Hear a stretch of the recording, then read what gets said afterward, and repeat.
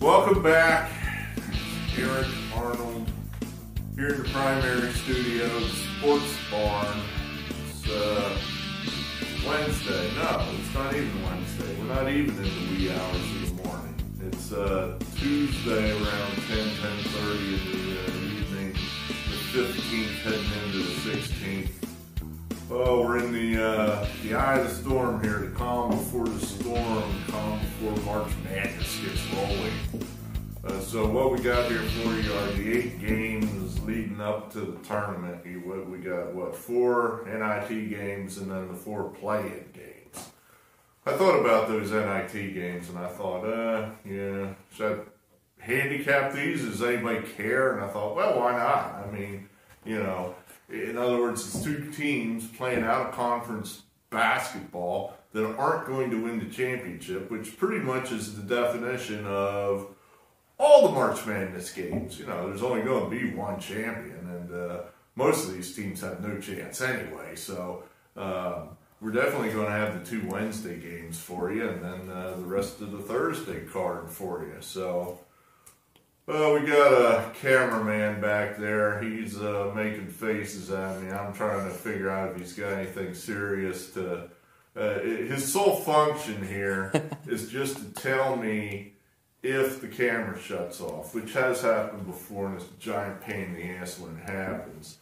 And to tell him if it's wrong about something. See, now he said he wasn't going to say nothing. Now he mumbled something and he's on camera. So I'll have to either edit that or try to figure out what he said. At any rate, I noticed that I've had a lot of people say, "Oh, well, we want more Mark. We want Mark. You should have somebody else on the video." Here I have one video where we have Mark, and it's like views 3. It's like, well, wait a minute. Now, I thought you all wanted Mark, and here we have a video with Mark, and nobody watched it. So, oh well. All right, Wednesday. Let's get to it. That's what you want. You want to hear who I'm picking, so you know who to bet against, or do the opposite. Our record continues to be terrible. What do we have here? Oh, I forgot to put that. We're a little disorganized. My number on this first... see, now we're completely out of order. All right. I think the first game I got here is Toledo and Richmond. Toledo, I think, is... let's see if we can find it. Oh, of course we can't. I've got Toledo as a 2-point favorite. Is that right? I think we're looking at Toledo here, Trying to pull up my notes off. I guess I should have it written here in front where I don't have to page back and forth through 3 different things. Set a script. Yeah, right.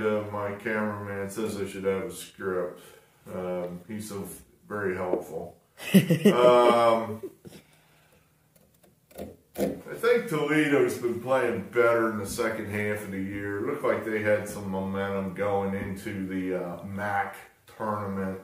And I think the main thing that we're doing here is we're just playing against Richmond. They haven't played many games this year. They've had 2 huge layoffs. And I just think they're completely out of rhythm. They haven't played in at least a week, maybe more.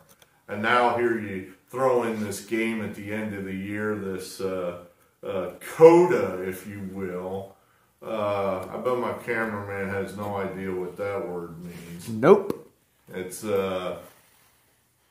he's not really a music person, but a coda is a sort of a throw-in musical ending, where a song's over and then they just throw in a little couple bars there at the end, and almost as an add-on or something. If you want to know what's the worst Led Zeppelin song, all you gotta do is Google that, and the answer is Coda, of course. That's the worst Led Zeppelin album. And the reason it's called Coda is because they threw it together at the end after John Bonham died. So naturally, it was their weakest effort. So, and that's why Richmond's going to get beat, because this game is just basically a coda to them, and they're not really interested in it. So we're going to say Toledo there. We actually feel good about this game. I actually think this one, we have a good read on it. I feel good about this one. All right, the other Wednesday game, this one I struggled with. This is a good game. I mean, Western Kentucky and St. Mary's, these are two of these mid-major kind of schools that if you're one of the Power 5 or Power 6 conferences, you never want to see these guys on your schedule. They're always trouble. I screwed up hey, cameraman, am I still on the screen standing here? Yes. Okay, good. That way I keep forgetting that I have to put the slide up, and I have to make enough space so I can be in the screen and the slide at the same time. So if I stand right in the middle, that screws things up. You want me to tell you where your boundaries are? No, I kind of know. It's right around here. Right. Right where you put your, right there where you're, like, as soon as your gray jacket part. Yeah, that's where you go. I figured. To that hinge. Yeah, right.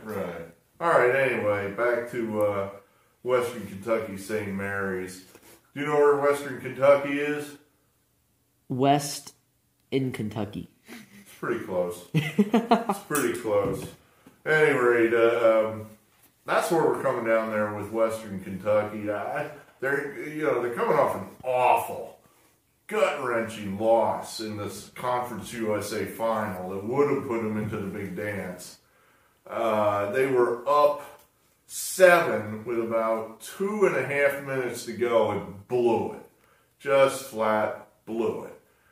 Really the key play there was, a freshman, he goes to the line, they're up, 5 or so, and he's got a 1-and-1, and he's an 84% foul shooter, and he blows it.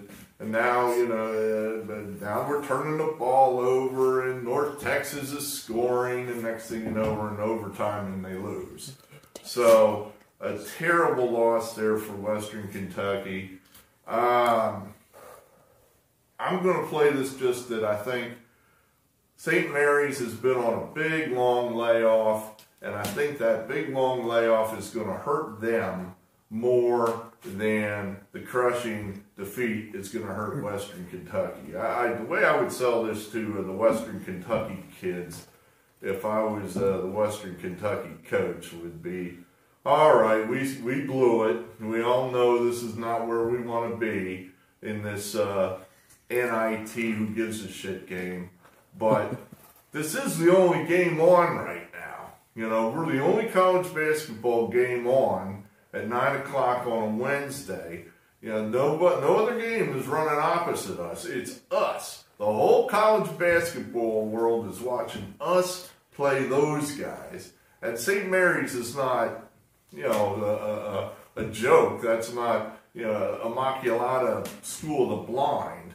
So I would think he should be able to get his team up for this game.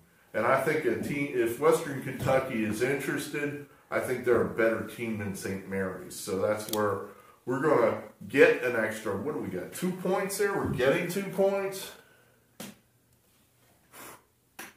Yeah, that's what my notes say. We're getting 2 points. So I think that's a deal. We'll take it. All right, now we're on to Thursday. Now we've got a handful of NIT games and the real thing, the actual play-in games. Mount St. Mary's, Texas Southern. I think we're going with the public here. I believe the public will be on Mount St. Mary's. That's where we want to be. I just think Mount St. Mary's is from a better conference. Generally speaking, when you're looking at the worst conferences in Division I, it's the SWAC, it's the MEAC. Pretty much those two. And any metric you want to use, those are your 2 worst conferences. So the Northeast, that's where Mount St. Mary's is from. Not quite that bad. The game's a pick 'em. I just think, the two coaches have got the old, experienced veteran there with Texas Southern, and then you got the young gun with Mount St. Mary's. I think you're just going to get a more interested effort with the young gun from Mount St. Mary's. I think he's somebody that wants to make a name for himself. You know, he's in his mid-30s. This is his chance to get noticed, get the next rung on the ladder. See, I'm thinking about that because my cameraman's hanging on the ladder, even though I told him not to. I hang on, I just got my hands up here. And then, you get to the next rung on the ladder. Next thing you know, you're making a couple $1 million a year. Hell, his replacement or his predecessor is coaching at George Washington right now, probably making 7 figures a year. So, I'm thinking this Mount St. Mary's guy, he wants this game, and for no other reason, for his own selfish purposes. So that's where we're taking there. Drake, Wichita State. Drake, I think they're getting back their top scorer. They've been missing their 2 best players for the last 6 weeks. They're getting one of them back, I think, for this game. I don't think it's going to matter. We're taking Wichita. These teams used to play each other. They used to be both in the Missouri Valley. Now only Drake is in the Missouri Valley. Wichita State dominated competition in the Missouri Valley, dominated it to such a degree they moved out and moved up. And now, you're playing somebody back from the old neighborhood that you used to dominate. I don't see what's changed. I mean, I really don't. I just kind of think, Drake's had a real nice year, and that's exciting and all, but Wichita State's just, they're just in a class above Drake, I believe. I think my notes said that, let's see, what did my notes say? My notes say that Wichita has 11 straight wins over Drake. Last was in 2017. 11 wins is 11 wins. So make it 12. We'll take Wichita. Okay, let's see what else. All right, NIT. North Carolina State, Davidson. Same thinking here. We're just looking at North Carolina State. We got them wrong the last time we played these guys. I still think they have a lot of underclassmen, and it's a team that could be getting better. You got to be careful, I think, sometimes with the power teams in the NIT that they don't just mail it in. Who cares? We're not interested in playing. But in this case, I think they have enough underclassmen that they'll be interested in playing. So that's where we're going to be. We're going to say North Carolina State's just going to outclass Davidson. Plus, we're catching 1.5 here. You're getting an ACC team against. I'm thinking, where's Davidson? They're in the A10. I'm getting an ACC team and getting points against an A10 team. Okay. I'll try it. I'll try it. We'll take NC State in the points. Oh, and now here we have the MEAC. We've done the SWAC. Now we're into the MEAC. The MEAC champion. Am I right on that? Norfolk State, they are the MEAC champion. I'm not even sure. They're one of those. I think they are. I'm not 100%. I could be wrong. I think I am wrong. I don't know. Scratch that.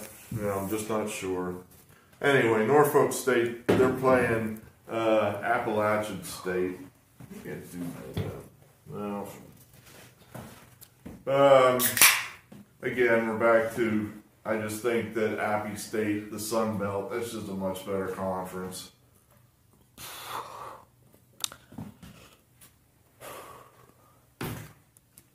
So I think we'll be with the public on that one. That's definitely where the public's going to be. But for our purposes, we're going to say that's the right place to be. So take Appy State. And let's see. All right, SMU, Boise State. Well, this is another one. Boise State, they played themselves out of the tournament. They had 4 straight losses, but really they were all pretty good opponents that they were playing. Most of those games were very close. At least one of them they lost in overtime, maybe 2. And they're a good team. SMU has played 1 game in the last 5 weeks, and if they can put something together after playing 1 game in the last 5 to 6 weeks, well, then they are a daisy. We'll take Boise State. Your microphone's about to die. It actually has, that line actually, there's more to it than what it appears that way. I don't know, it's in the red. It appears that way. It'll be alright. Where were we? Okay, last but certainly not least, we have UCLA, Washington State, or not Washington State, Michigan State. UCLA, Michigan State. And this is the big one.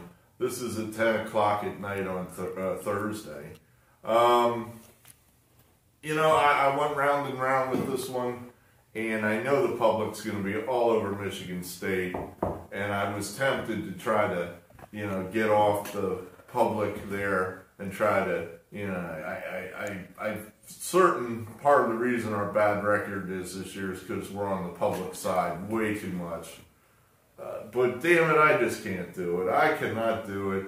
I do not want Mick Cronin. Mick Cronin has a poor NCAA record. Tom Izzo has a good NCAA record. They're playing against each other. Izzo finds a way to get these games. He just does. Always has. Cronin finds a way to lose these games. I mean, it just... if I wanted to make a case for UCLA... I would say, well, it looks like to me like that team got tired at the end of the year. And they had, they were starting to get leads in the first half there in those last couple games and they couldn't hold it. But now they've had a week off, so maybe they'll be all fired up and juiced up and ready to play a whole 40 minutes. And the game's at 10 o'clock at night, Eastern time. That's prime time, West Coast time, so UCLA might be a little more awake for the second half than Michigan State will be. So that would be your UCLA argument. But, I'm coming down with Michigan State. For one thing, this game's in, Mackey Arena. Michigan State plays there. They play there at least usually once a year. So, if nothing else, they know where the bathrooms are. They're familiar with the sight lines a little bit. It's just basically a coach play. I want the guy that's done it, that continues to do it in the tournament. Mick Cronin, until he starts beating people in the tournament, I don't want him. So I'm not going to be this is not the year I'm going to try to catch a falling knife.